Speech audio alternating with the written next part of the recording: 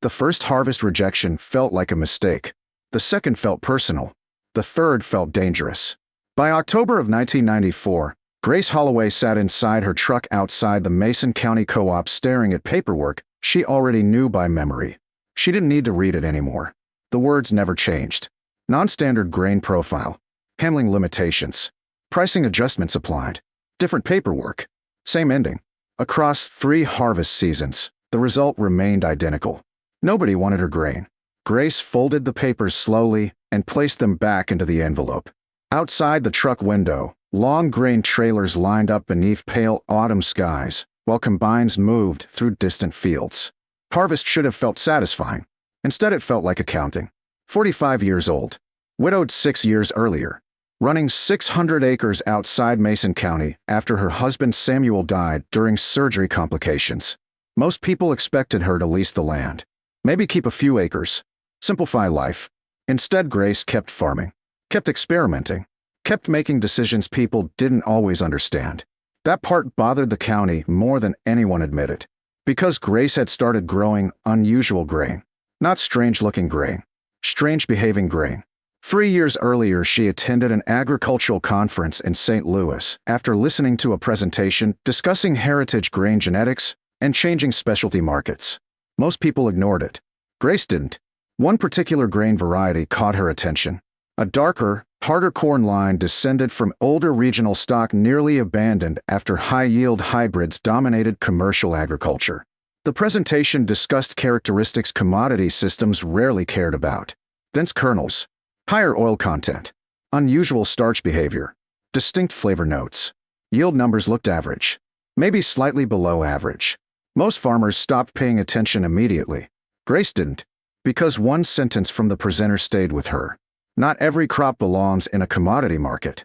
At the time it sounded interesting. 3 years later it sounded expensive. Harold Jensen climbed into her truck without knocking. News traveled fast in Mason County. He sat beside her silently.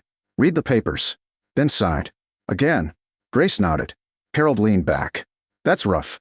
Silence sat between them. Then he looked over. You still thinking about planting it next year? Grace stared out through the windshield. Because that question followed her everywhere now. At church. At the feed store. At county meetings. 3 years of rejection made people confident. You know what everyone says, Harold continued carefully. Grace looked at him. That may be. He hesitated. Maybe this just isn't working. Working. Interesting word. Because technically the grain worked perfectly. Fields grew well. Storage remained excellent. Disease resistance performed strongly. The grain itself wasn't failing. The market was. But markets blamed crops more often than systems. Grace looked toward the grain elevator. You know what's funny? Harold frowned. What? They never say it's bad grain. Silence. Because that was true. Never damaged. Never contaminated. Never poor quality. Only different. Always different. Different became expensive after enough years. Harold looked toward the waiting grain trucks. So what happens now? Grace looked down at the settlement papers. Reduced pricing again. Handling discounts again. Storage adjustments again. Enough reductions to hurt. Not enough to destroy her. Yet. I don't know. That wasn't entirely true. Because over the previous year Grace had started noticing small things. Odd things. Small specialty mills asking questions. Regional bakers requesting samples. Independent feed producers calling occasionally. Nothing large. Nothing reliable. Just enough to feel irritating. Like trying to remember something important. 3 weeks later Grace sat inside her farmhouse kitchen sorting mail when she found an envelope she almost threw away. Kentucky address. No company logo. No return branding. Just handwriting. She opened it absent-mindedly. Then stopped reading halfway. Then started again from the beginning. Harold found her later that evening sitting on the porch holding the letter. He climbed out of his truck. You all right? Grace handed him the page silently. He read slowly. Then frowned. Then read it again. What is this? Grace looked toward the fields. A bourbon company. Harold blinked. What? He read again. The letter came from a small bourbon producer outside Bardstown, Kentucky.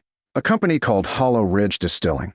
Apparently, one of their grain buyers encountered a sample of Grace's corn through an independent grain research network. The letter requested additional information. And samples. Harold looked up. For bourbon. Grace nodded. Silence. Then. Why? She took back the letter. Because honestly, that question bothered her too. The co-op rejected it. Regional buyers discounted it. Commodity systems disliked it. Why would bourbon makers care? 3 days later, she called the number listed at the bottom. A man answered on the second ring. Daniel Mercer speaking. Grace introduced herself. Silence followed briefly. Then his voice immediately changed. Oh good. Grace frowned. Good. We've been hoping you'd call. That surprised her, because nobody had sounded excited about her grain in 3 years. Daniel explained that Hollow Ridge specialized in small batch bourbon production. Unlike large operations prioritizing consistency above everything else, smaller distillers often searched for unusual grain characteristics, flavor differences, well behavior, fermentation changes, subtle things. Grace listened quietly, then interrupted. I'm going to ask something. Okay. Why my? Silence. Then Daniel laughed softly. Because your grain keeps failing the same tests. Grace frowned. What? The reasons buyers reject it. Pause. Higher oil content. Dense kernels. Different starch behavior. Longer pause. Daniel smiled through the phone. Those are exactly the things we're looking for. Grace sat back slowly. Because suddenly something strange happened.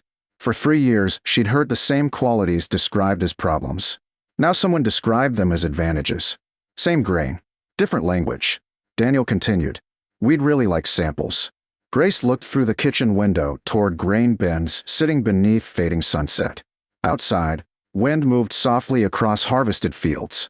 3 years of rejection sat out there. 3 years of paperwork. 3 years of people suggesting she quit. Harold looked at her carefully. What? Grace folded the letter, then smiled slightly. I think somebody likes my mistakes. Harold stared. Because for the first time in months, she didn't sound discouraged anymore. Grace Holloway mailed the samples on a Thursday morning. 3 sealed grain bags. Carefully labeled. Carefully packed. Then she waited. And waiting felt worse than rejection. Because rejection at least ended uncertainty. Waiting stretched it. Days passed. Then 2 weeks. Then nearly 3. Harvest work kept her busy enough to avoid thinking about it constantly. Almost. But every evening, she found herself looking toward the mailbox when she drove back toward the farmhouse. Harold noticed immediately. One afternoon he leaned against her truck while she unloaded feedbacks.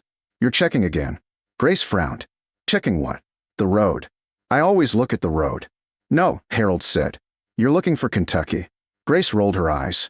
But she smiled slightly. Because he wasn't wrong. The call finally came on a cold November evening while she stood inside the machine shed changing hydraulic filters. Her phone rang. Unknown number. Kentucky area code. Grace stared at it 1 second, then answered. Hello. Grace. Daniel Mercer. But he sounded different this time. Excited. Actually excited. Did something happen? Silence. Then. Yes. Longer silence. Grace, what exactly have you been growing? She blinked. What? No, seriously. She laughed nervously. Corn. Dana laughed too. No. Pause. This doesn't taste like standard corn. Taste. Again. That word. The same word she'd heard years earlier during conference presentations nobody paid attention to. Daniel explained what happened. Hollow Ridge Distilling processed the grain through small experimental runs alongside several standard varieties. Then they tested fermentation behavior, woe response, flavor development, aging characteristics, everything. And apparently, Grace's grain behaved differently. Very differently. The higher oil content changed body and texture. Dense kernels altered extraction behavior. Different starch characteristics created flavor notes unlike their standard grain. Daniel paused, then said quietly, Our head distiller thought the sample barrels were mislabeled. Grace sat down on an overturned bucket. What? He made us run it twice. Silence.